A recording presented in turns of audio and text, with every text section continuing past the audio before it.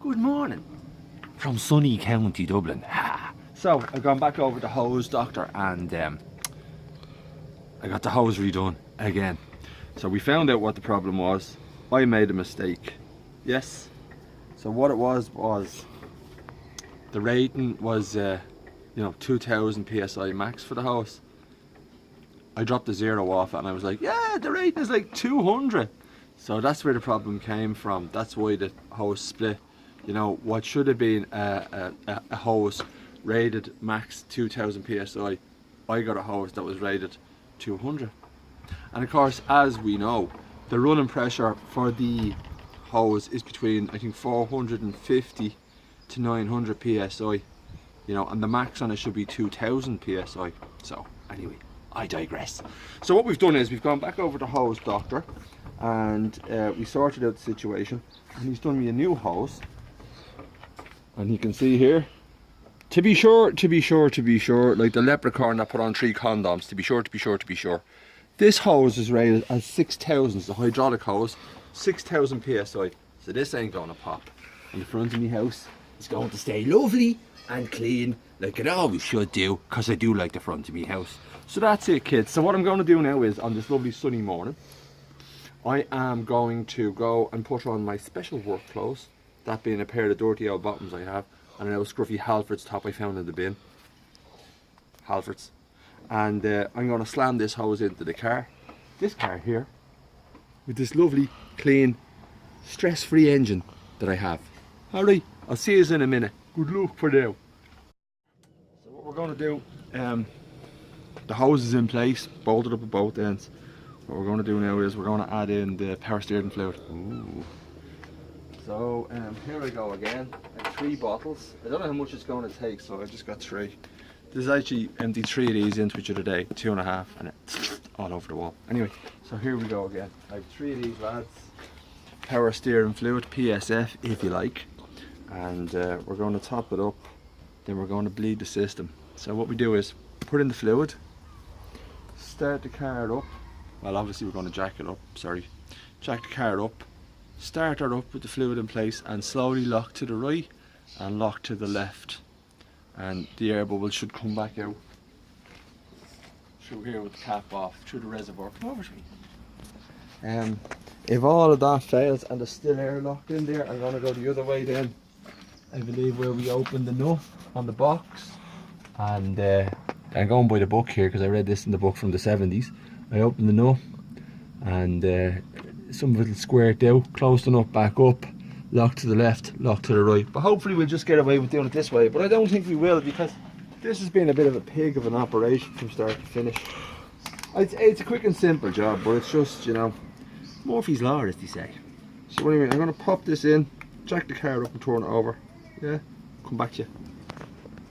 Right, here we go, deja vu. I'm going to start that up. Once again with my lovely new starter. Wrong key, Mercedes key I was putting in there. Jesus.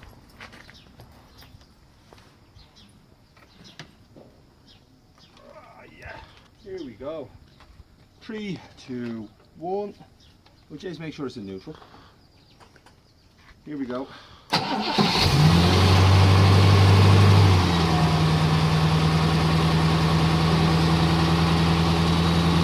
I'll tell you something, if nothing else, that new starter is class. Well, reconditioned starter.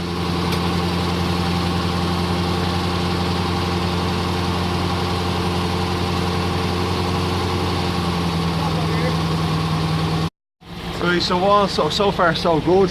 No leaks. There is a little bit of smoke coming off the engine, but that's all the crap that went onto the manifold. Please God, don't go on fire. But apart from that, I think we're alright so far. No leaks, the hose is grand at 600 psi, sorry, 6000 psi, there's my mistake again. We want to be holding. So we're just going to let this run for a minute. When it gets to idle then, 700 to between 7 and 8, 7 and 9 idle speed. We'll then start to slowly turn it left and right as soon as this crap burns off. Alright, stop her there.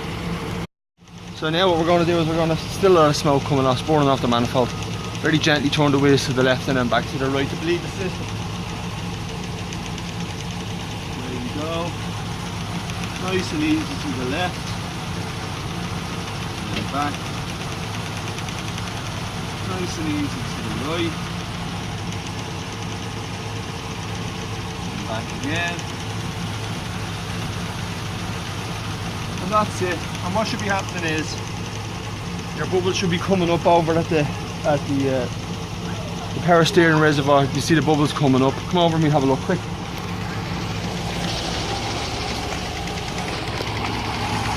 You probably can't see it there, but yeah, there's like a little suds foaming in there that's coming up, which is actually the air coming back out and escaping.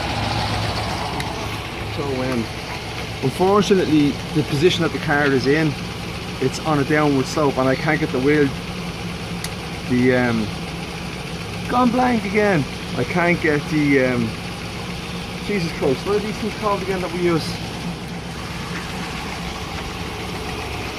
I can't get the jack stands under the car and manage to turn the wheels at the same time. So yeah, we shouldn't have, but we have it on two trolleys, two flat bed trolley jacks. And we've got the wheels shocked at the back and the handbrake on.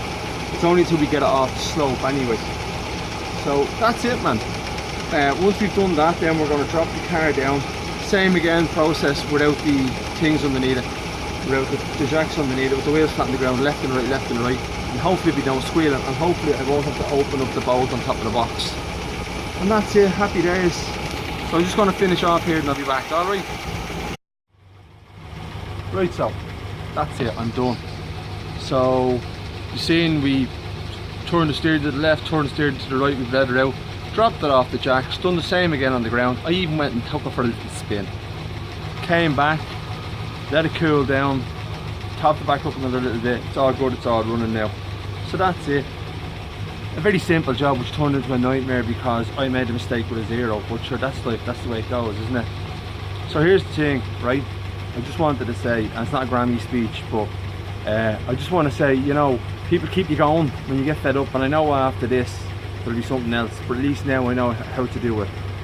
A high pressure steering fluid cable hose. Anyway, what I just wanted to say was, Paul Carpenter, thanks for sending me that couple of paragraphs, because it made a difference when you read it. It keeps you going, you know, and I really appreciate it.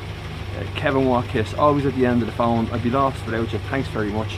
And you know, even on YouTube, like Stuart O'Neill, thanks for the comments. You know, Terry Atkinson, always there with words of encouragement. I really appreciate it. By the way, lads, if you're on Facebook, you should check out the Rover P6 Club page on Facebook if you're into Rovers. Just add yourself in there, you'll find me there and the other lads that I mentioned. And that's it. That's done. God knows what will come next, I don't know. But I like it.